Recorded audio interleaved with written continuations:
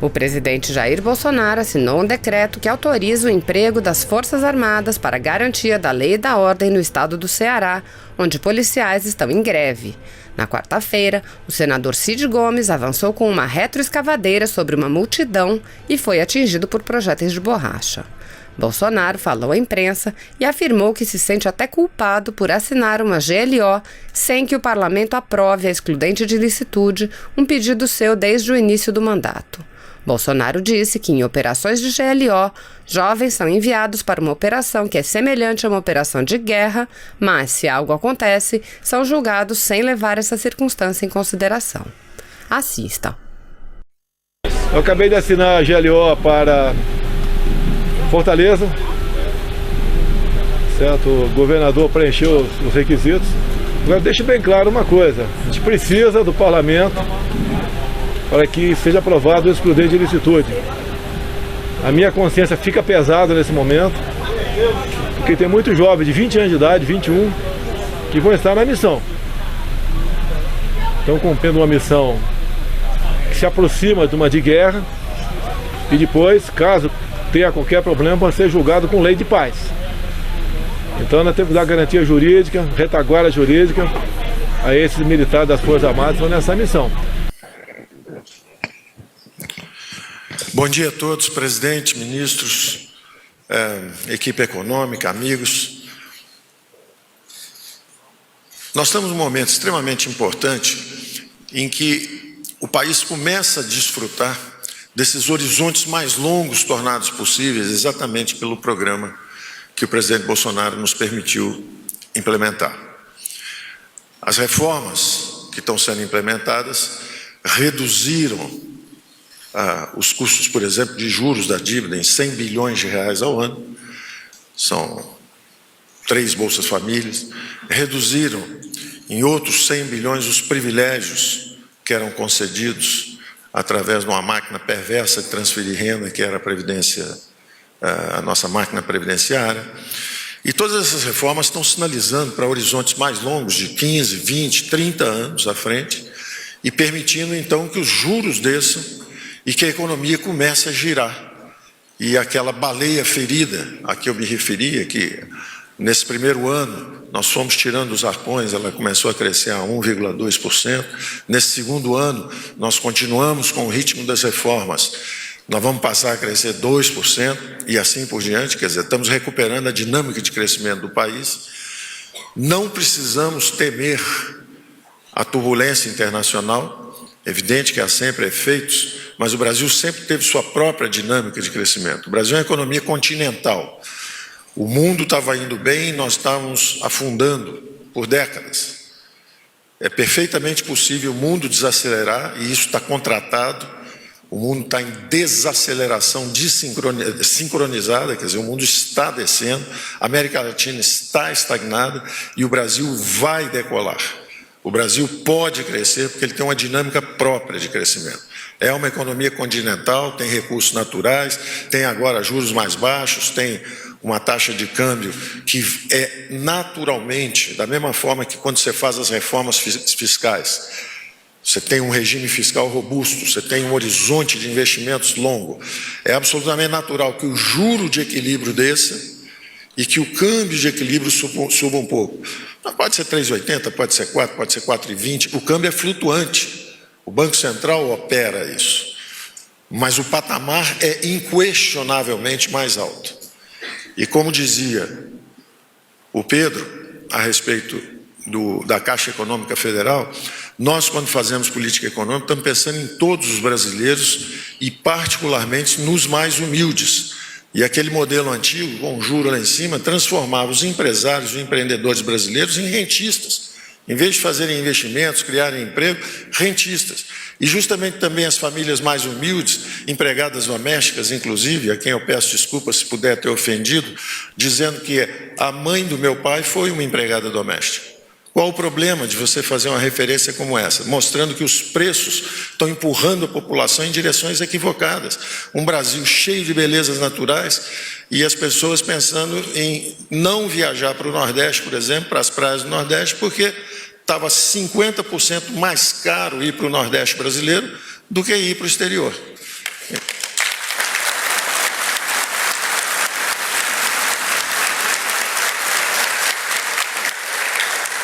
Quem tira de contexto o que nós falamos está semeando discórdia, semeando divisão entre os brasileiros no momento em que nós estamos, como disse o Pedro e como disse o Roberto também, incluindo milhões de brasileiros no financiamento da Caixa Econômica, ao mesmo tempo que estamos desestatizando o mercado de crédito. O Pedro mostrou que eles estão devolvendo dinheiro para o governo. Em vez de dar dinheiro para campeão nacional, para gato gordo, para pessoas que faziam a má política, misturando poder econômico com poder político, nós estamos separando essas esferas. E o crédito está chegando agora justamente na inclusão social, nas camadas mais simples, mais humildes da população brasileira. Ele está encolhendo o balanço, entre aspas, quer dizer, ele está encolhendo o capital, reduzindo a base de capital, porque estava folgada a base de capital dele no banco. Isso tudo constava no nosso programa, quer dizer, ele sabia que nós íamos desalavancar os bancos públicos que foram usados abusivamente, quebraram os bancos, quebraram os fundos de pensão, quebraram tudo sem que esse dinheiro chegasse no povo, como vai chegar agora com um horizonte de 30 anos de empréstimo. Então a inclusão social está aumentando, nós estamos democratizando o acesso ao crédito justamente para as camadas mais humildes. E esse é o movimento que nós temos feito e temos que prosseguir com as reformas. À medida que vamos fazendo reforma, vamos recuperando a nossa dinâmica própria de crescimento. Se tiver um problema lá fora, o câmbio sobe um pouco. Se acalmar lá fora, o câmbio desce um pouco. Mas isso é um vento e nós temos motor próprio. Nós sabemos remar com o vento contra também.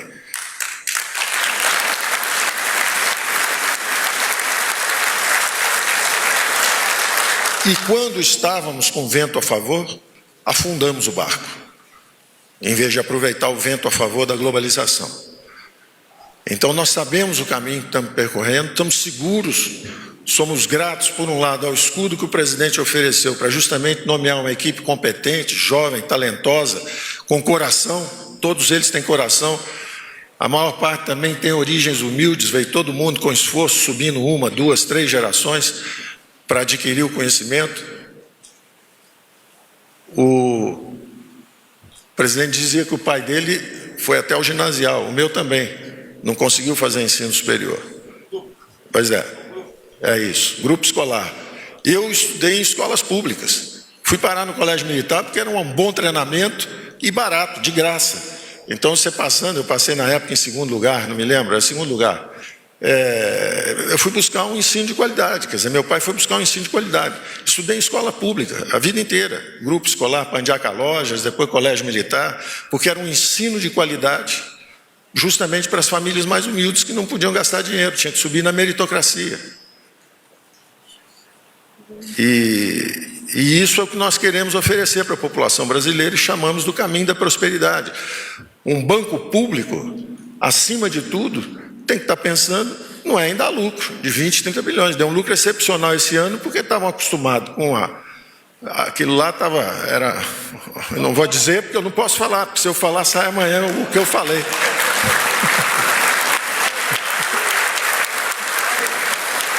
Chegou um cara sério, competente lá, pronto, dá um lucro extraordinário. Mas nós vamos baixar o lucro dele, porque ele ou transfere isso para a sociedade ou devolve isso para nós. Porque nós vamos reduzir o endividamento da sociedade. Então ele tem que dar rumo para isso. Ou ele dá isso rápido para os mais simples, mais humildes, ou nós vamos lá e tomar a grana dele. Porque nós sabemos onde nós temos que usar esse dinheiro. Aliás, o Pedro e o Montesano esse ano vão ser os nossos heróis. Porque eles vão desalavancar os respectivos bancos e vão mandar recursos para nós. Um vai mandar dividendo, porque está dando um lucro muito bom, e o outro vai reduzir um pouco a carteira, porque estava virando também um hedge fund, em vez de ser um banco público. Então, não vai emprestar para países que não devem, né? Não vai emprestar para quem não paga, não vai emprestar para empresário campeão.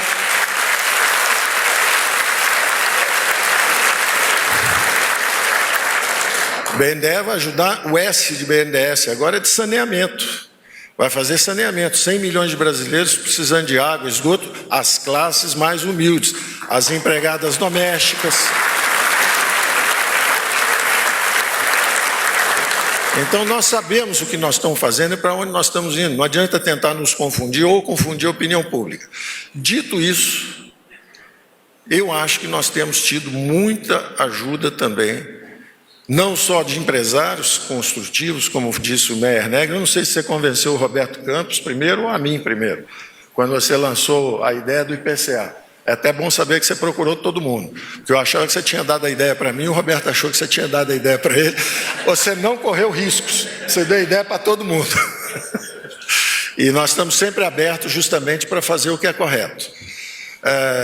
Então, existem empresários que estão conosco, existe uma parte da mídia também muito construtiva, que apoia a agenda econômica, e existe também no Congresso muita gente boa que está nos ajudando também. E é natural. Como nós estamos devolvendo os orçamentos, o presidente disse, olha, é mais Brasil, menos Brasília. Nós vamos fortalecer a República Federativa do Brasil. Nós vamos descentralizar os recursos. A essência, a força da sociedade ocidental, da liberdade, da democracia, dos mercados, é a descentralização. A democracia é justamente a descentralização do poder político. Não pode ter uma pessoa que manda em tudo. Nós já vimos onde o dinheiro vai parar. Parou em Cuba, na Venezuela, para em meia dúzia de empresários, em vez de ser distribuído e descer para toda a população. Que alguém cometa erros, que seus erros sejam limitados, que não sejam ilimitados. Por isso que é importante na democracia a descentralização do poder político. Da mesma forma, na economia, a descentralização do poder econômico. Competição. O pau tem que comer. Não pode ter 6 bancos, 6 empreiteiras. Os Estados Unidos têm 26 mil bancos. Milhares de pequenas empreiteiras. Todo mundo é empreendedor lá. Então, nós temos que nos mirar nos exemplos que deram certo. Democracia e mercados. Nós estamos firmes nessa direção. Por isso que as reformas têm que seguir. E essas reformas que estão nos dando essa folga, esse horizonte, essa capacidade pela primeira vez financiar por 30 anos com câmbio, com taxa de juros fixa, essas reformas têm várias dimensões. E a classe política está convidada e está exercendo agora, nós estamos conversando agora, está rodando lá dentro do Senado o Pacto Federativo, que é justamente um convite à classe política para assumir os orçamentos públicos, porque hoje o Brasil é gerido por um software, tem um dinheirinho carimbado, né, girando, 97% está lá, e essa disputa e essa ferocidade toda que nós observamos é em torno de 3 ou 4% do orçamento, porque o resto está carimbado. Então, façamos as reformas, aí temos 100% do orçamento para discutir e construir juntos, Congresso, Presidência, Executivo, vamos construir juntos o futuro do Brasil, discutindo o mérito das despesas. E não o dinheiro está todo carimbado, o que sobra é pequenininho, e aí fica uma briga. De um lado, se o orçamento impositivo for grande demais, fica parecendo que é um parlamentarismo branco. Avançaram sobre os poucos recursos que a administração pública, o Executivo Federal tem capacidade de exercer. Por outro lado, se não tiver nada, como o resto está carimbado, também qual é a ferramenta de governabilidade que não seja um orçamento onde a gente vote as prioridades? Também é difícil. Então, esse empurra-empurra é normal, nós não podemos transformar isso nós temos que transformar todo esse aparente desentendimento, na verdade, num olhar crítico de como construir um futuro melhor.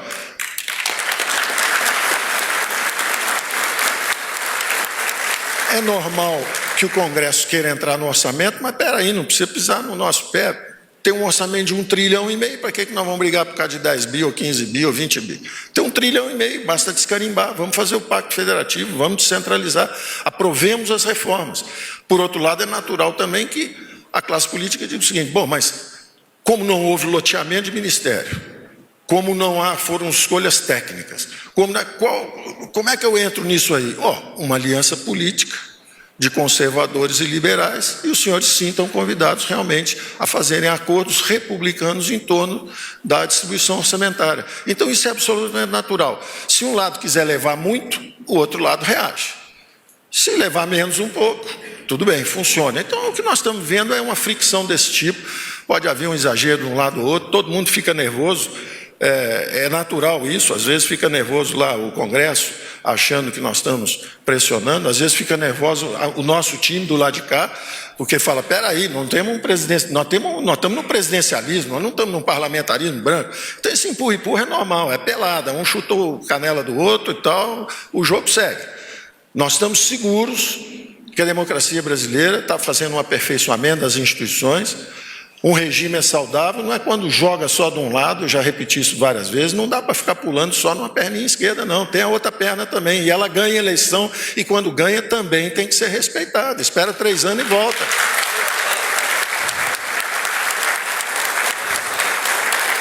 Então esse clima é normal, é política, empurra para cá, empurra para lá, mas a verdade é o seguinte, tem um Brasil a construir, são todos construtivos, temos gente muito boa e muito bem intencionada dos dois lados, vamos trabalhar juntos. Nós estamos absolutamente seguros que as reformas continuam, o presidente está comprometido com isso, o Senado está envolvido lá no Pacto Federativo, a administrativa daqui a pouco, o presidente está dando um olhar e fazendo algumas mexidas que são corretas. A turma técnica sonhando com um futuro de administração pública completamente despolitizada e desaparelhada, a turma técnica vai lá na reforma administrativa e bota, olha, qualquer funcionário público não pode ter filiação partidária. Aí o presidente fala, espera aí, o exercício da política é um direito da liberdade. O sujeito pode ser funcionário público, pode escolher o partido dele, não tem problema nenhum.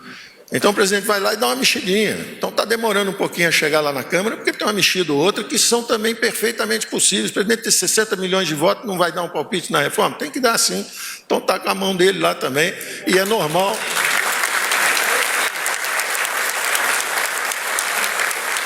Absolutamente normal. Então a ideia é o seguinte, o Pacto Federativo está no Senado, a reforma administrativa vai entrar na Câmara, e o próprio Congresso já preparou o campo, já está cheio, o estádio está cheio, as luzes estão acesas, só falta entrar em campo a reforma tributária agora.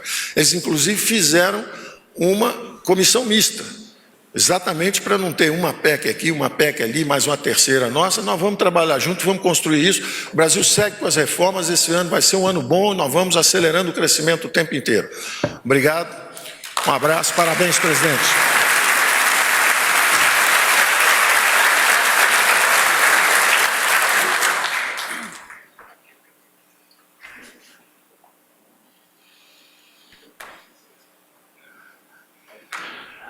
Se você apoia Jair Bolsonaro, curta este vídeo, manifeste a sua opinião e compartilhe para que a vontade do povo brasileiro seja conhecida. Inscreva-se no canal para ter acesso gratuito ao nosso conteúdo. Uma produção Folha Política.